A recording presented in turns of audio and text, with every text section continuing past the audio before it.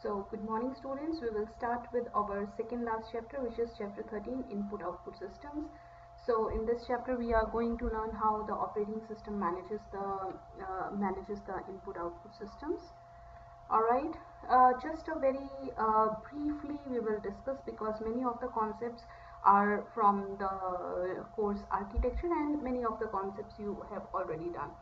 So input output management is a major component and major responsibility of the operating system design and operation, and here we are going to talk about many things like the working of the input output devices. We have many types of input output devices and all of them vary in their operation. There are various methods to control them. Then there should be a performance management, and new types of devices are frequent. Alright, so ports, buses, device controllers, they connect to the various devices. So we have ports, we have buses, we have device controllers to connect the various devices.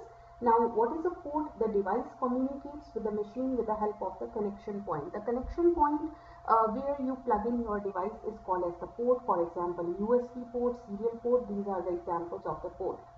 Then the concept of the bus. A bus is a set of wires that define the protocol. A bus is a set of wires, and the set of wires is actually called as bus. So it specifies some protocol to send messages, like we have data bus, control bus, and address bus, if you can recall from your computer architecture. Last one is the device controller. Device controller is the hardware or the drivers which are needed to control and operate the devices. So device drivers, they encapsulate the device details. They present uniform device access interface to the input-output subsystem. Alright, so there are wide variety of input-output devices. Input-output devices can be classified into three categories. First one is the storage, transmission, and human interface. So example of the storage is any of the storage device like flash memory, magnetic memory, USB. Transmission is the devices that we use for sending doing the communication. For example, modem, for example routers, for example switches. Then we have the human interface devices also. So let's start with some of the common concepts. First is the port. Port is nothing but a connection point for a device where the device connects. So port is an opening or an opening on your device through which the device connects to your system. Bus is nothing but a set of wires. Now bus can be daisy chained or it can be shared access. Now what is a daisy chaining? For example, when device A has a cable that plugs into device B has a cable that plugs into device C has a cable, device C plugs into the port of the computer, and this arrangement is called as the daisy chain. So daisy chaining usually operates as a bus. Shared means there is a single bus which is shared by all the devices. Then we have controller or the host adapter. It's an electronic that operates on the port. It operates on the bus, and it operates on the device. Sometimes it is integrated with the device. Sometimes it is a separate circuit board.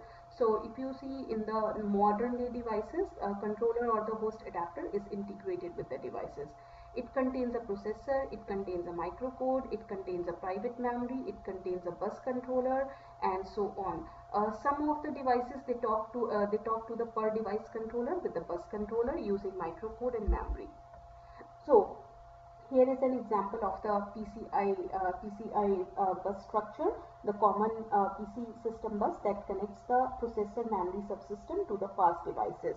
So the PCI bus, if you see, this is the main bus, or we call it as the system bus of the system that connects processor, memory, and the subsystem and the fast devices. If you see, processor, memory, they are all, and the fast devices, they are all attached to the PCI bus.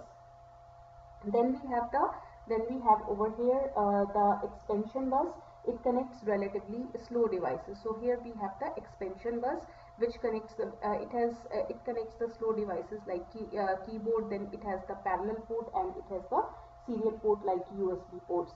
Alright, now in the upper right hand portion over here, in the upper right hand portion, we have over here 4 discs which are connected together on a these 4 discs. Now these are connected together on a SCSI bus. The SCSI bus is plugged into the SCSI controller. There are other common buses also which can be used to interconnect the other parts of the computer, for example PCIX, PCI Express and other things. So we have a controller. If you say IDE disk controller, SCSI controller, what is a controller? Controller is a collection of electronics that operates on a bus or a device or a port. So this is basically controlling the device. Alright, moving ahead. Now, what are the input-output instructions? There are input-output instructions which control the devices. Now, all the devices, they usually have the registers where the device driver places the command address. We know that the device is slower as compared to the processor and the main memory. So usually it contains registers for holding the data for which it needs to send to the processor or which it needs to get from the processor.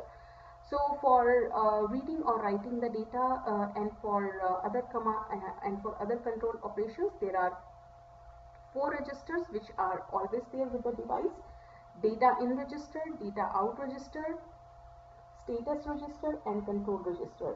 The size of these are 1 to 4 bytes and it's a first in first out buffer. Now what is the data in register? Data in register is used to get an input, is read by the host to get an input. Data out register is written by the host to send the output. So data in register, if the device wants to read some data from the memory, it will be placed in the data in register. Data out register, if the device wants to send some data out from it to the processor or to the memory. Data out register. So status register, it contains the bit that display the status of the device, whether the device is on, the device is off, the device has started, the device is warming up, or whatever is the or device has some error. So status register, it contains the bits that can be read by the host. So it displays the status of the device. Control register. Now, control register can be written by the host to start a command or to change the mode of the device. For example, if it wants to operate on a full duplex mode, half duplex mode, or if it wants to do some parity checking, or if it wants to increase the speed or something like that. Now, devices have addresses which can be used by direct input-output. Now, the devices have addresses. It can be used by direct input-output instructions or the memory mapped instruction. Now, we have a question that how the processor can give commands and data to the controller and it can perform the input-output transfer. So the answer to this is that controller has registers for data and control signals, and the processor communicates with the controller by reading and writing the bit patterns. One way is that the communication can occur is with the help of using special input-output instructions, or we call it as the direct input-output instructions. These are the special input-output instructions that specify transfer of a byte or a word to an input-output port.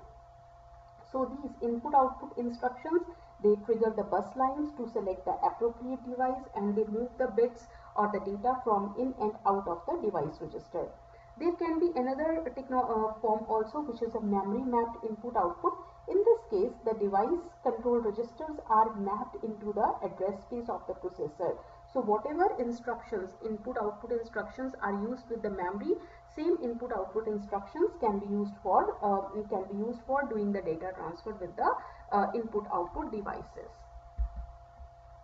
So these are some of the important port locations, not to be memorized, just to tell you that the ports are always in the hexadecimal, and these are some of the important port locations. Alright, so we have already done this. Input-output port consists of 4 registers: data in, data out, status and control register. Data in is read by the host to get the input. data out to send the output, status to read the status of the device, control to start a command or change the mode of the device. Now we come to a method called polling. Now we are going to discuss over here the concept called polling. We need actually some mechanism to for the interaction between the host and the controller. So one method is the polling. Polling is for each byte of input output. What happens? The host reads the busy bit from the status register until the busy bit becomes 0. Host will set a read or write bit. Now the read bit will set if it is reading of data, write bit will be set if it is writing of data. Host will set the command to a ready bit, and controller will set busy bit. It will execute the transfer. Controller will read the command register. It will read the data out register and get the byte. So every time, whenever a data has to be sent from input-output device to the processor or vice versa, processor keeps on reading the busy bit from the status register of the device. So this step 1 is a busy wait cycle to wait for input-output from the device. Now this reading of busy bit by the processor, it can be reasonable if the device is fast, but it can turn quite inefficient if the device is slow, because CPU has other tasks also, and we know that CPU is quite faster as compared to the input-output devices. So if CPU keeps on reading this busy bit from the status register every time to check the status of the device, it will be inefficient, especially when the device is slow. So how will the CPU will switch to other tasks? Imagine a device is quite slow and it takes like 1 hour or 20 minutes or 30 minutes to read to do the data transfer or to do the input output task. So imagine how the CPU can do the other tasks. So polling is not that efficient. Polling can happen in 3 instruction cycle. Now we have interrupts, which you already have done, the interrupts.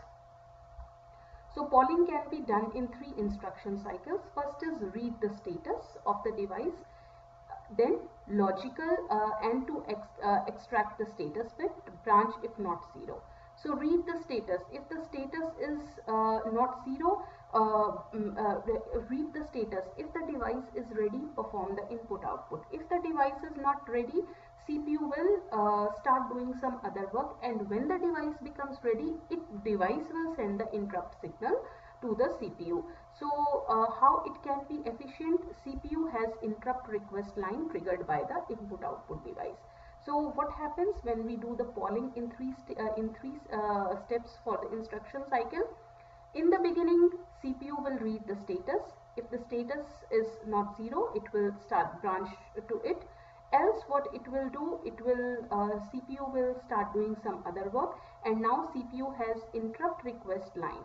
So once the input output device is ready, input output device can use this interrupt request line to send an interrupt signal to the CPU. This interrupt request line is checked by the processor after each instruction whether the some device has sent the interrupt or not.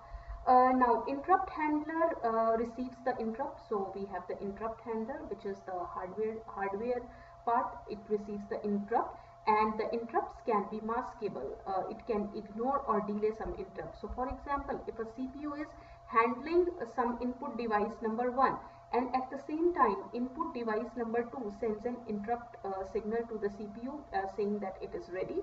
So in that case, maskable means the interrupt sent by the device number 2 will be ignored. This is called as maskable interrupts.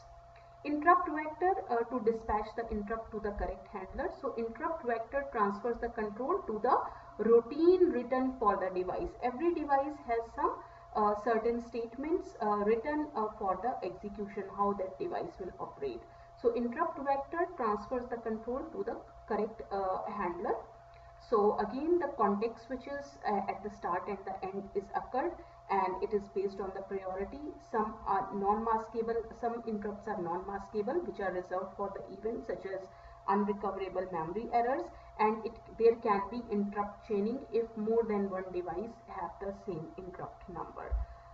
Alright, so coming to the interrupt driven cycle, which is actually a part of our architecture. Device driver will initiate the input output, and we have already done in chapter number 3 also. No, chapter number 1. Device driver initiates input output, and after this what happens, CPU initiates the input output. If input is ready, output, it completes the output, or it will generate the interrupt signal. Then CPU here keeps on checking for the interrupts between the instruction.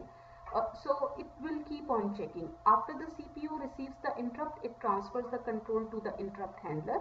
Interrupt handler will process the data, returns from the interrupt, and then CPU starts doing resumes its work which it was doing before. Interrupt mechanism is also used for the exceptions which are the error conditions which are caused by due to programming. So it can terminate a process, and it can also make a system to crash due to the hardware error.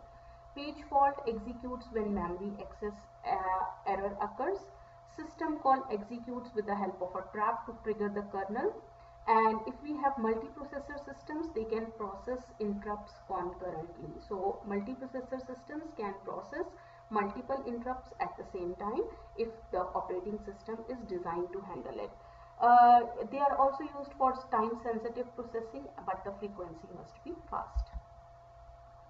Next we come to the direct memory access. Direct memory access, the device can access the memory without the use of the processor. There are actually 3 types of memory access. One is programmed, one is interrupt handling, and another last one is the direct memory access. Direct memory access is quite faster. So in order to avoid programmed input output, we want to avoid programmed input output for large data, and even sometimes interrupt handling also may not prove that faster. So we have the solution which is called as the direct memory access. In direct memory access, what happens, we have a CPU, we have a memory over here. For example, this is the memory, this is the CPU, and this is the input output device. The normal working is when an input output device wants to access the memory, it will send the interrupt signal to CPU. CPU will do the transfer of input output to the memory, and so on. But in case of direct memory access, there is no need of CPU to interact for the input output device to interact with the memory. So in this case, input output device can directly access the memory with the help of the hardware, and the hardware is called as the DMA controller. So in this case, the input output device bypasses the CPU to transfer the data directly between the input output device and the memory. What happens is, CPU gives the charge of the system bus to the input output device for few milliseconds or the nanoseconds. Now operating system writes the DMA command block into the memory. Now what are the things required when a direct memory access has to be done? First is source and destination address. Source address is the address of the device, and destination address will be some block of the memory if the transfer is done from input output to the memory. If it is vice versa, source address will be the address of the memory location, and destination address will be the address of the input output device. Read or write mode, whether it is reading of data, which type of operation, reading operation or writing operation. Count of bytes, how many number of bytes need to be transferred, 100 bytes, 10 bytes, 1000 bytes. Writes location of command block to the DMA controller, and then DMA controller gets is the master of the bus mastering. Then DMA controller gets the charge of the system bus from the CPU, and it transfers the data in burst. That means blocks of data they are transferred. So burst transfer is done by the DMA controller. After the transfer of data is done, a DMA controller will send the interrupt signal to the CPU saying that the transfer is over. So this transfer occurs for, I mean, nanoseconds or very, very small milliseconds. In that case, the transfer is performed. So here is a 6-step, this diagram explains how the DMA transfer is done. So first is device driver is told to transfer the disk data to some address location. So device wants to transfer the data to some memory location over here. This is first of all the layout. DMA controller is attached to the PCI bus, and CPU memory bus is attached between DMA and the memory. Most of the time CPU is in charge of the CPU memory bus. But in case of the data transfer, this memory bus is given to the DMA for few milliseconds. So transfer occurs like from disk, the controller will transfer to the DMA controller, and from DMA controller the data will be transferred. Alright, so coming to the second point, now the device driver will tell the disk controller to transfer C bytes. It can be 10 bytes, it can be 1 byte from the disk to the buffer at address location X. So somewhere in memory location X. Now disk controller will do the DMA transfer. So disk controller will transfer the data to the DMA controller. Disk controller sends each byte to the DMA controller. It will start sending the data to the DMA controller. Then DMA controller will transfer the bytes to the buffer X, increasing the memory address and decreasing the C number of bytes. So when number of bytes, like it has to transfer 10. So the counter will begin from 10, 10, 9, 8, 7, 6, 5. When the counter becomes 0, that means all the data has been transferred. So DMA controller will start sending the data. So maybe for example from memory location 1, and it will for the amount of data, for example it has to send 10 bytes. So first byte is transferred, it will decrement the counter, remaining bytes are 9. Then second byte is transferred, over here decrement the counter 8. Third byte is transferred, decrement the counter, but memory addresses are increased. When the counter becomes 0, after the counter becomes 0, that means data transfer has occurred. So now this DMA controller will send the interrupt signal to the CPU saying that the transfer is complete. Alright, so moving ahead to the application input-output interface. Input-output system calls, they encapsulate the device behavior. Normally when we are using any type of input-output device, we just see only few details. The device behavior is hidden from us, like how it stores the data, where it stores the data, these type of properties are hidden from us. Device driver layer, it hides the differences among input-output controllers also. New devices are already being implemented, so no extra work has to be done because of the device driver. Each operating system has its own input-output system. Now, devices, they vary. We have many kinds of devices. Devices may vary in many dimensions. So in that case, operating system has to manage all the type of input-output devices. What are the types of devices? A device can be a character stream or a block. Character stream means it transfers the bytes one by one, whereas a block device, it transfers the data in blocks. Blocks means number of bytes together.